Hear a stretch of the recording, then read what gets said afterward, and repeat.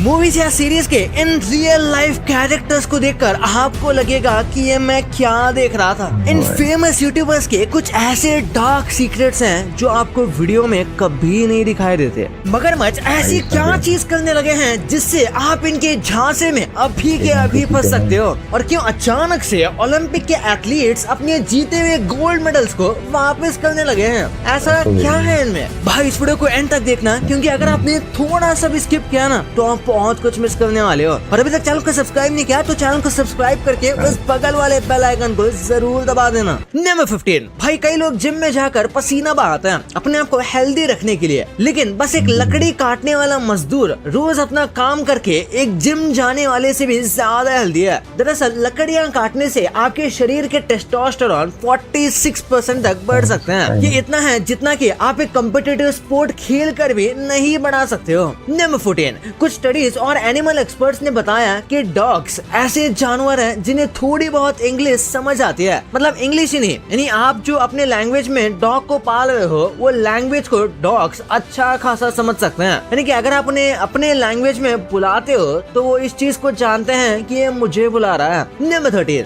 2024 में जिन एथलीट्स ने मेडल जीता है वो सारे मेडल्स एक साल के अंदर ही रस्ट होने शुरू हो गए हैं। अब तक 100 से भी ज्यादा एथलीट्स ने ओलंपिक एसोसिएशन को अपने मेडल्स वापस कर दिए हैं। आपको बता दूं कि ओलंपिक 2024 के लिए मेडल्स को डिजाइन करने का जिम्मा पेरिशियन ज्वेलर्स को दिया गया था, जिन्होंने इन मेडल्स को बनाने में ज्यादा क्रोमियम का इस्तेमाल किया, जिसकी वजह से ऐसा हो रहा है। नंबर 12, इंडोनेशिया के एक लेक में ऐसे क्रोकोडाइल्स हैं जो इंसानों को पकड़ने के लिए पानी में डूबने का नाटक करते हैं, और ये वीडियो इसका सबूत है। देखिए कैसे एक क्रोकोडाइल पानी के अंदर ऐसे तैर रहा है जिसे देखने वाले को लगे कि कोई इंसान पानी में डूब रहा है। अब इस क्रोकोडाइल को इंसान समझकर जैसे ही उसके पास कोई आएगा वो उस पर अटैक कर देगा। हालांकि इनके ट्रैप में अब तक कोई नहीं फंसा, लेकिन आगे कुछ भरोसा नहीं है। नंबर 11, गेमिंग की दुनिया के 5 सबसे स्ट्रेसफुल गेम कौन से हैं मैं बताता हूँ। नंबर 5 पे है फोर्टनाइट। इसे खेलते वक्त गेमर्स का हार्ट रेट 26.5% बढ़ जाता है। नंबर 4 पे है डार्क सोल्स। इस गेम को खेलते टाइम हार्ट रेट 28.1% बढ़ जाता है। नंबर 3 पे है कॉल ऑफ ड्यूटी, जिससे हार्ट रेट 29.6% बढ़ जाता है। नंबर 2 पे है फीफा, जिससे हार्ट रेट 31.2% तक बढ़ जाता है। और नंबर 1 पे है मारियो कार्ट, जिसे खेलते वक्त गेमर्स का हार्ट रेट 32.8% तक बढ़ जाता है। ये सब डेटा 30 मिनट गेम प्ले के बाद रिकॉर्ड किया गया था। नंबर 10,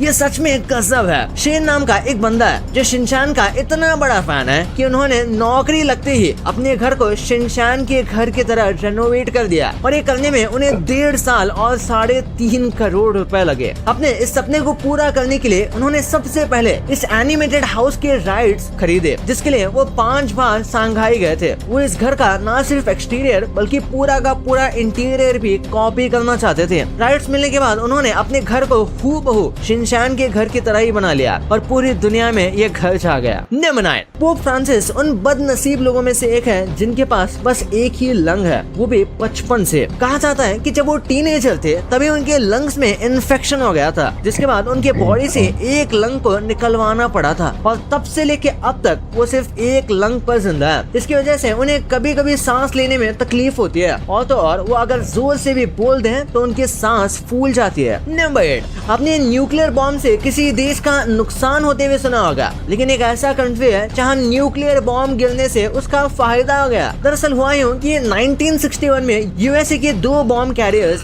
बीच में हवा में ही फेल हो गए, और दोनों में रखे गए हाइड्रोजन बॉम्ब नॉर्थ कैरोलिना के एक जंगल में गिर गए, लेकिन इन्हें फटने से पहले ही डेटोनेट कर दिया गया था। इनमें से एक बॉम्ब आज भी वहाँ के जंगल में पेड़ के नीचे दफनाया हुआ है, जिसमें तकरीबन 200 पाउंड्स यूरेनियम पड़ा हुआ है। नंबर 7, इस फ्लाइट ने अपने पैसेंजर्स को टाइम ट्रैवल एक्सपीरियंस कराया है। इससे पहले क्या आपको इसे थियोरी समझने लगे? चलिए जानते हैं। दरअसल इस फ्लाइट ने हांगकांग से 1 जनवरी 2025 रात 12:03 को उड़ान भरी थी, और जब वो अपने डेस्टिनेशन लॉस एंजलिस पहुंची तो वहाँ टाइम था 31 दिसंबर 2024, और वहाँ रात के 8:33 PM हुआ था। यानी जहाँ हांगकांग में लोगों ने न्यू ईयर मनाना स्टार्ट किया, वही लॉस एंजलिस के लोग अभी न्यू ईयर आने का इंतजार कर रहे थे। आपको बता दूं कि टाइम डिफरेंस इंटरनेशनल जोन की वजह से है, जो पैसिफिक ओशन को क्रॉस करता है। यानी थियोरेटिकली इस फ्लाइट में बैठे पैसेंजर्स ने टाइम ट्रैवल कर लिया, लेकिन क्या ये प्रैक्टिकली पॉसिबल है ये आज भी एक सवाल है। नंबर 6, नासा के मुताबिक ट्रीज हमारी लाइफ में सिर्फ ऑक्सीजन देने के अलावा कहीं ज्यादा इम्पोर्टेंस रखते हैं। इतना ही नहीं, ये हमारी लोकेलिटी की पूरी हिस्ट्री बता सकते हैं। ट्री जैसे जैसे बड़ा होता है उसके ट्रंक्स में रिंग्स डेवलप होने लगते हैं। इन रिंग्स को स्टडी करके उस ट्री की ना सिर्फ आप एज बता सकते हो बल्कि इसके आसपास की सराउंडिंग का भी पता लगाया जा सकता है। हर एक रिंग 1 साल के बराबर होता है, जिससे ट्री की एज पता चलती है और हर एक रिंग के विड्थ से पता चलता है कि उस रिंग के बनने के दौरान उस लोकेलिटी का वेदर कैसा रहा था। जैसे पूरे साल कितनी बारिश हुई, पूरे साल कितना टेम्परेचर रहा, ऐसा सब कुछ। साइंटिस्ट इन रिंग्स को स्टडी करके भी किसी एरिया के पास्ट क्लाइमेट और हिस्टोरिकल चेंजेस के बारे में आराम से बता सकते हैं। नंबर 5, ये इमेज वीनस की है जो जापानीज स्पेसक्राफ्ट अकात्सुकी ने ली है। ये स्पेसक्राफ्ट 2015 से वीनस के ऑर्बिट में घूम रहा था और कहते हैं कि वीनस का सबसे क्लियर पिक्चर है। जैसे कि आप देख सकते हो इन इमेजेस से वीनस के अलग अलग क्लाउड पैटर्न्स और एटमॉस्फेरिक मूवमेंट्स का साफ पता लग रहा है। इन इमेजेस को देख के साइंटिस्ट ने प्रेडिक्ट किया है कि वीनस का वेदर काफी एक्सट्रीम है। नंबर 4, अलास्का एक ऐसी जगह है जहाँ गर्मियों में कभी रात ही नहीं होती। जी हाँ, आपने सही सुना। हर साल अप्रैल से लेकर मिड अगस्त तक यहाँ 24 घंटे सूरज आसमान में दिखते ही रहता है, यानी कि इन महीनों में यहाँ रात होती ही नहीं। इस प्रोसेस को वहाँ के लोग मिडनाइट सन कहते हैं। जैसे कि आप इस वीडियो में देख सकते हैं अलास्का में कैसे सूरज कभी डूबता ही नहीं। ऐसा लगता है यहाँ शाम होती है और फिर सीधा अर्ली मॉर्निंग। इस दौरान लोग अपने घर में डार्क ब्लाइंड्स, फॉइल्स और कॉइल से अंधेरा करते हैं। यहाँ साल के इन कुछ महीनों में बहुत सारे फेस्टिवल्स भी मनाए जाते हैं। नंबर 3, रशिया के इस फुटबॉल स्टेडियम में फीफा वर्ल्ड कप 2018 के कुछ मैचेस होने वाले थे। फीफा स्टैंडर्ड्स के मुताबिक वहाँ करीब 18,000 सीट्स की कमी थी। स्टेडियम के ऑफिशियल्स ने इसमें और ज्यादा सीट्स ऐड करने का फैसला किया, लेकिन बिना स्टेडियम को रिकंस्ट्रक्ट किए। सबको ये चीज इम्पॉसिबल लग रही थी, लेकिन उन्होंने ये करके दिखाया। उन्होंने एक ऐसा सीटिंग अरेंजमेंट बना दिया जिसे बड़े आराम से स्टेडियम में या अटैच या डिटैच किया जा सकता है।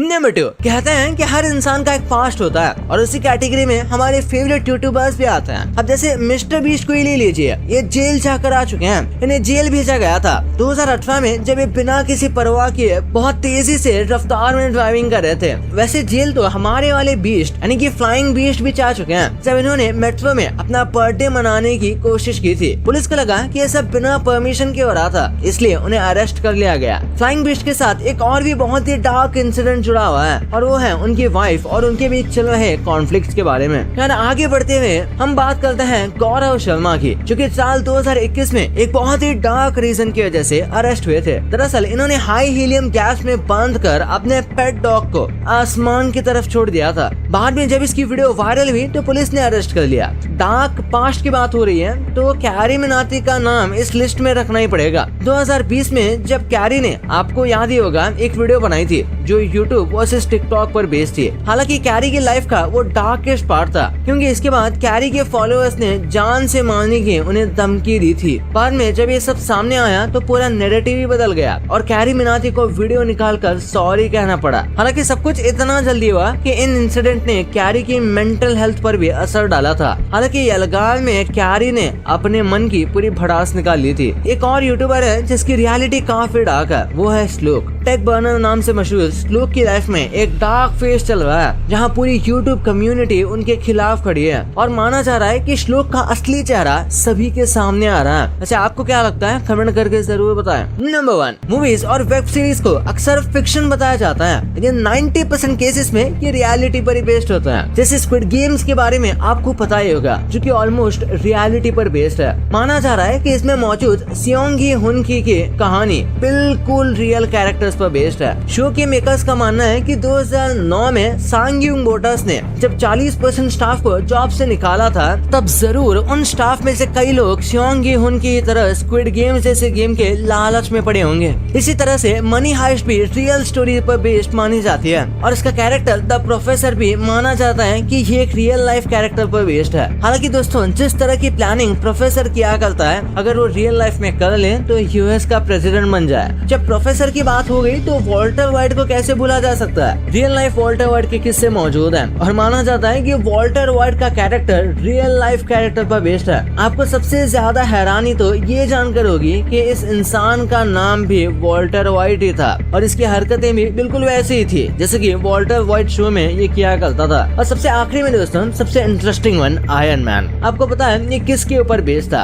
ये किस्सा इंस्पिरेशन लेकर बनाया गया था हमारे इलॉन मस्क पर। 2003 में जब उन्होंने टेस्ला को लॉन्च किया था, उस पूरे इंसिडेंट की स्टोरी लाइन को देखा जाए तो आपको लगेगा कि आप स्टार्क इंडस्ट्रीज के रेवोल्यूशन को देख रहे हैं। और इस पॉइंट पर पूरी तरह से कन्विंसिंग लगने लगा कि आयरन मैन इलॉन मस्क पर ही बेस्ड है। हालांकि बस दिक्कत इतनी है कि इलॉन मस्क उठ नहीं सकते। भाई ये तो आपको पता चल गया, पर कार्टून देखते समय आपने इन बचकाने मिस्टेक्स को नोटिस नहीं किया होगा, जिसे देखकर आपको लगेगा कि ये कैसे हो गया। मैगी और ओरियो जैसी आप चीजें जो आप खाते हो, उनका प्राइस आप बाहर के देशों में जानकर आप अपने आप को बहुत लक्की फील करने लग जाओगे। इस छोटे से काजू में ऐसा क्या था जिसके लिए आदमी पाकिस्तान का बॉर्डर क्रॉस करके इंडिया में काजू लेने आ गया? भाई ये वीडियो धमाकेदार है, तो इस वीडियो को अभी दबाओ और जाके देखो यार। और अभी तक चैनल को सब्सक्राइब नहीं किया तो क्या कर रहे हो? चैनल को सब्सक्राइब करके उस बगल वाले बेल आइकन को जरूर दबा देना। तो मिलते हैं अगले वीडियो में, तब तक के लिए बाय।